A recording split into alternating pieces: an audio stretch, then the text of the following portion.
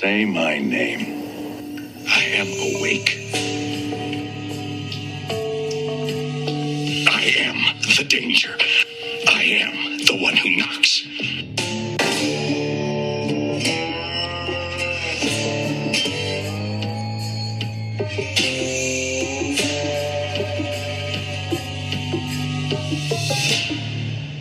Welcome to the next episode of Breaking into Breaking Bad with Clifford and Caleb Humphrey. Today we discuss Season 3, Episode 10, The Fly episode. And it's just called Fly. This I'll give us a quick recap on this one if you haven't seen it. Probably everyone remembers this one. This almost the entire episode takes place inside the lab where Walt has grown utterly obsessive about trying to kill a fly that he claims is a contamination of the product. If they cannot cook without before they kill this fly, because if they try, the fly will contaminate the whole thing. So it's an odd episode in the whole show, and there's more going on, obviously, than just Walt and Jesse trying to kill this fly, but that is definitely what it mainly is. So it may seem like there's not a whole lot to say about this episode, but we will see. So the title of the episode is Fly. I don't think we need to really explain what's going on there, but let's maybe start with the intro. So the intro is these really gross, up close, microscopic footage of a fly with lullaby music playing in the background. I don't know. I thought it was kind of creepy. What do you think?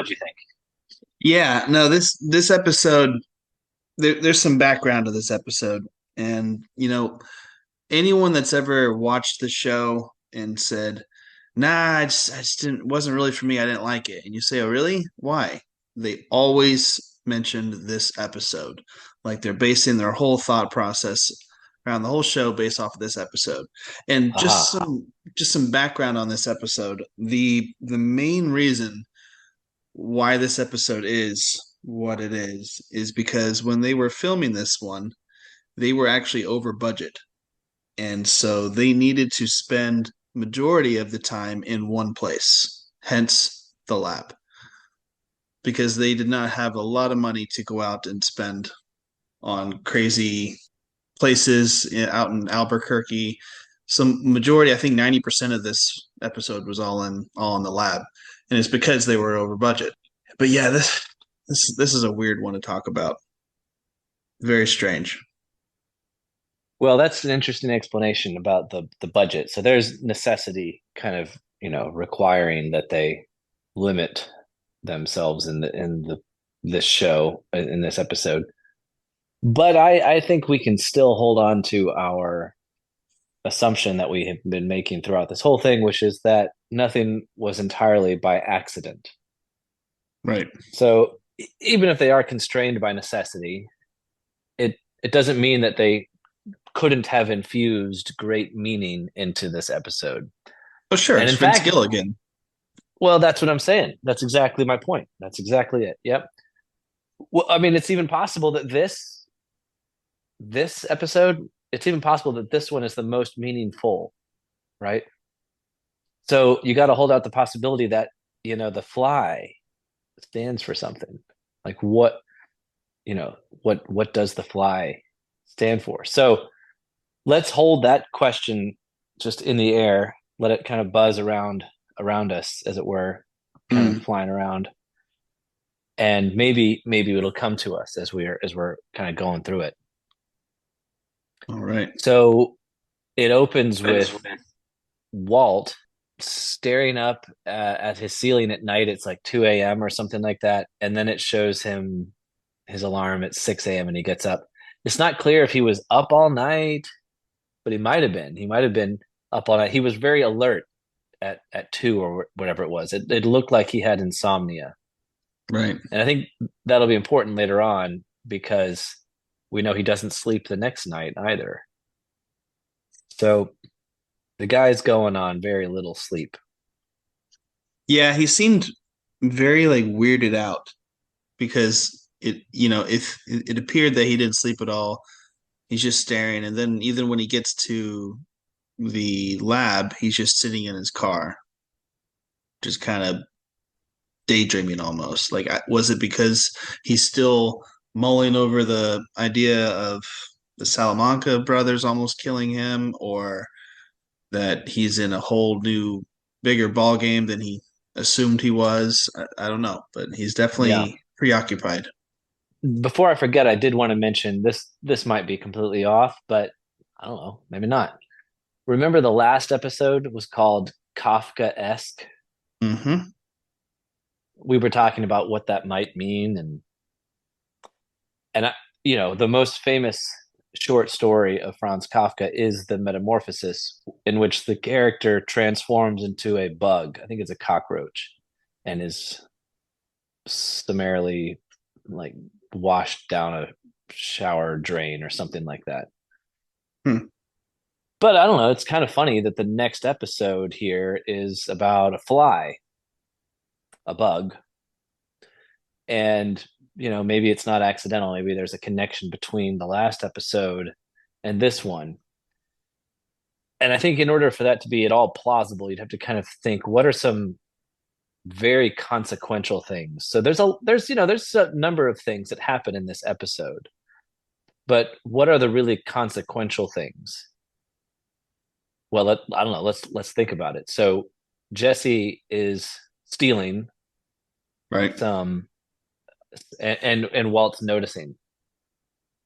Walt notices that they're a quarter to half a pound off at the beginning of the episode, and he's going through the numbers trying to figure out what it is. And then at the end of the episode, when they're out of the lab, he pulls Jesse aside and says, "Hey, I didn't say this in the lab because they might have had listening devices, but I'm not accusing you, but I am saying that if you were to steal, I can't protect you, and there's no telling what would happen to you."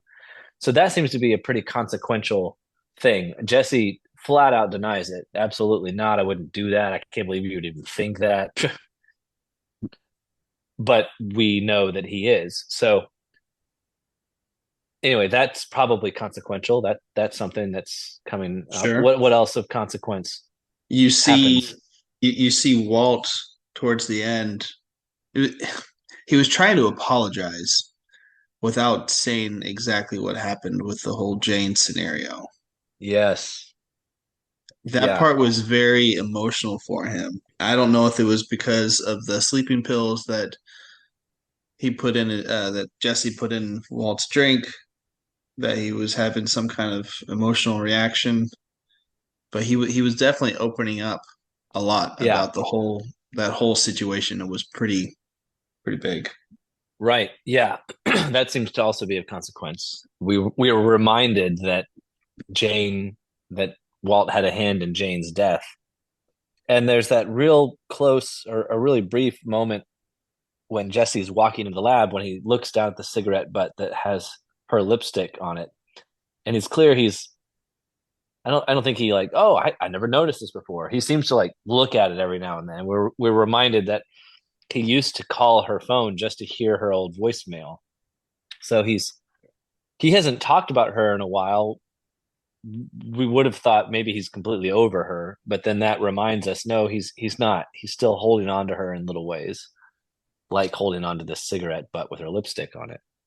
And so when Walt brings her, starts to go into telling Jesse that he actually had a hand in her death, even if accidental, it wasn't intentional, but it's clear, oh man, that would really hurt Jesse if he knew that. Right. Well, we'll keep thinking what else is sort of major happening in the background. But right up on the surface, Walt's starting to cook and there's this fly and he can't get it and he gets weird obsessive about it. Yep. And there's a moment in the early episode when Jesse's there, he's like, "All right, let's cook." And Walt's like, "We can't cook. There's a fly." And you know what it reminded me of It reminded me of the time when Walt is doing home improvement projects in his house, and he starts There's getting rot. obsessive about there's rot. Yeah. We can't do this, or we can't just let this go. There's rot. And it was very similar. There's a fly. Obviously, we can't cook. There's a fly. That's a really good call because it's exactly how he responded. It was very, very similar. Now, was he just does he just get distracted and then he has to fix whatever the distraction is before he can move on? Like what do you think was the main reason for him being obsessed with this fly? Because obviously we know that there's probably flies out in the desert when they were cooking in the RV, and not once did he think, yeah, even if there wasn't flies, like you telling me that that RV was just No, spotless, right? exactly. Like, No, that bothered me. Yeah, that doesn't seem consistent at all. Now they're in a very sanitary condition, sort of, yeah, well, but that's why they Jesse never have been before. was not buying it. Jesse was like he was trying to come up with any excuse to make this whole fly story seem important, and Jesse just was not buying it the entire Mhm. time. Well, there doesn't seem to be a doubt. There's no doubt in my mind that Walt really did believe that this fly was a threat to the whole thing. Right. In the same way that the rot had to be dealt with completely. He has to pull out all of the floorboards that are rotten and he has to replace them. And Paul Cantor, the guy, the author of The Macbeth of Meth, mentions that it's important that we note that the very foundations of Walt's life are rotten. And that's sort of, on the floor, it's on the ground, it's below him, right? His foundations are rotting. Well, up above him here, the fly, right, is sort of distracting him with something that he believes is a threat, but isn't really. It's not really the threat that he thinks it is, and he never provides an argument based on chemistry, which he probably could have. He could have said, the chemical compound of that fly, if it gets into the meth, it's going to do this to the meth and it'll ruin the whole. He doesn't talk about the chemistry of it, right? I think you're onto something there. So he doesn't use his knowledge of chemistry to combat that because ultimately I think he knows that it's all BS. He knows that he's not right on this, but he's using it and he doesn't want to admit that he's wrong. It's like he has to make it right, even though he knows it's dumb. And I think he even says that at the very end when he's just like, Jesse, just don't worry about it. And he goes, well, what do you mean? Don't worry about it. We got the fly still. And he goes, it's all contaminated. It's like Ah, he was trying to think of a reason to make it worthwhile, but he knows the science. He knows that it's not legit. yeah, right. Okay, that line at the very end when he says it's all contaminated. Hmm. That seemed to be really pregnant with meaning. Like everything's futile because everything he's been trying to do is contaminated with what? With with With wrong Heisenberg. motives, with Heisenberg. Maybe it means that we've talked a lot about ends and means, and the meth and the money he was getting from the meth was supposed to be the means to help him support his family. And yet we've seen how his pursuit of those means have destroyed the ends for which those things were supposed to serve. So likewise, maybe his claim it's all contaminated is a kind of admission that all the things he's been doing for some noble end, right? Those noble ends now are all contaminated because of the means that he's been pursuing. The discussion that Walt has as he's slipping into the sleep state in helped along by the sleeping pills that Jesse puts in his coffee. It's this search in Walt's mind for when would have been the perfect moment for me to die. He's very aware of his mortality, and he's thinking, I've lived longer than I should have, and now it's harder for me, and it would have been easier for me and for my family and for Jane and for Hank and all these people that he Walt through his actions have in a way contaminated. He thinks, when would have been the perfect time for me to have died, that would have blessed my family with money but would not have cost me all the things. And he's going through, and then he says, aha, I got it. The perfect moment was the night that I sat down at the bar with Jane's dad. And it's that conversation he has with him that convinces him to go back to try and talk to Jesse when he rolls Jane over and she dies. And he concludes, if I had stayed home and died, then I would have had that. How much of the money did they have? Was that almost 500,000, 400,000, I guess? Something like that, yeah. And he would have had Jesse's half too if he had died that night. Then Jane would have still been alive. Hank would never not have been shot. The people on the airplane would have still been alive. The people on the airplane, I mean, there are other plane crashes that were a lot worse than that one, though, Cabes. I don't know Yeah, if you there's know one that I'm thinking of that about that. was a lot worse than that one. Can't remember the name Yeah, of it. no, right. A lot worse. Yeah. Hmm. Right. Uh, what else? His marriage, like he would have been, this was big.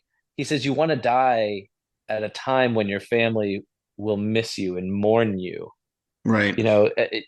It's really sad to think about people who live really long and they become burdens to their families to the point where everyone is just you're wanting to die, and the family's like kind of waiting for you to die too. Or like I think especially about people who are in really advanced Alzheimer's situations, where it's just heartbreaking, and Right. there's very little dignity in that person's life left. I mean, obviously in the sight of God, uh it's more than sufficient, and there's definitely something beautiful in serving someone in that situation. But it's a very interesting point that Walt makes. Now he's sort of despised by Skylar, at least, and by his son. He's not, so he's it's an interesting thought to think, if I had died at that point, all these things would have not have happened, these bad things, and I would have still been honored and missed by my family. And so it's sort of tragic. Like, okay, well, I guess it's just too late now. So does it only get worse? Is there a way, like, well, maybe he can put things back together and then die later on and it'll be good? Or is it forever gone? Did he forever miss that moment? Yeah, he's treating it as that moment as a finite time in his life that he would is never going to be able to repeat because of the repercussions of that night. But it is Mm, interesting how he, even with all the money he has that he's never had before, he is still thinking about his family because ultimately mm. that it means more to him than anything else. Yeah, because that could have led him to think, well, I think I'll just take 1 million and I'll go live somewhere and I'll marry some young girl and I'll live like a king for the rest of my short time on this earth or something. But he's not doing that. He's not able to enjoy his riches. And here we see he's still bothered by his conscience. He felt really bad about Yeah. Jane, and he knows it's his fault on a certain level. Yeah. So, any clarity as to what this fly now might represent, if it represents anything? I've watched this episode so many times, and to me it just seems like he's using it to distract him from everything that's going on in his life. Mm, He's just not able to put the pieces together. He knows now that his life is dangling on a string. He should have been dead. It's just a very strange thing with this Yeah. fly. Socrates calls himself a gadfly to the Athenians. Gadfly is like a horsefly; it bites. Which this is like a housefly; it doesn't bite in this episode. But what Socrates means by that is that he's constantly waking the Athenian people up with these questions that it really annoys the heck out of them, but are making them consider deeper things. And he says that's his mission, is to be the gadfly, the one that bites them and wakes them up and makes them think about these things. And in a way, this fly for Walt, it's not biting him, but it's certainly distracting him. Maybe he's letting it distract him, like you said, but in what kind of a way is it distracting him? Well, it's making him put the meth production on hold, and we see him reflecting on mortality, on death and life. And so in a way, the fly is a goad to philosophy in a sense. And he's thinking about the purpose of things, like, why am I still, and he's starting to want to be penitent, right? And he's apologizing. I'm so sorry about Jane, and it's like he's preparing for death, preparing to die. So maybe that's what the fly represents. But at the end, they kill the fly and they get to resume cooking. I love the slow motion of the fly's death. It was Bouncing off the floor. yeah, it was great. Did you notice what Walt said to Jesse when he was outside the lab and when he had mentioned the whole thing about, like, listen, I didn't want to mention anything in there, and he goes on to say what you'd said earlier, and then he says there's no more room for error, not with these people. You could tell that he's definitely scared of Gus's capabilities after having that conversation and learning his strategy. That he doesn't, like we've always said, he cares for Jesse. He doesn't want to see him get in trouble, but he knows that there's no more room for error. I almost died. They saved me. Hopefully, it struck a chord with Jesse. Yeah, we'll see. He he might not heed the warning. Not certain, but yeah, it's a good observation. Walt knows that they are not going to be able to game this situation. Gus has too many resources and is operating on a much higher level. And maybe Walt's more aware now because his whole story so far has been a striving for, a certain end. And then, it's always one step forward, two steps back or something, two steps forward, one step. Like, he's made very little progress. And so he's very careful now. I don't want to lose all that we've gained. We were in a good situation. So Jesse, don't screw this up. I can't protect you. Yeah. Well, we'll have to see what happens next.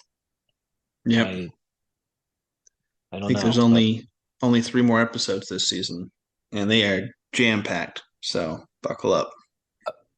Okay. Well, we've had a nice little break here with the fly. This sort of less going on in this episode. Yeah, no, it's pretty much nonstop from this point on. But I appreciate this episode. I do. I'm glad to hear it, because most people, they take it for the surface value of it and they don't look at what really is going on here. And we kind of just talked about all of that. So hopefully everyone's listening and has I hope so. a new perspective on this episode if you've seen it before. So yeah, exactly. All right, thank you everyone for listening. If you enjoyed this episode, please like, share, and subscribe. You can find these episodes on Apple Podcast and YouTube.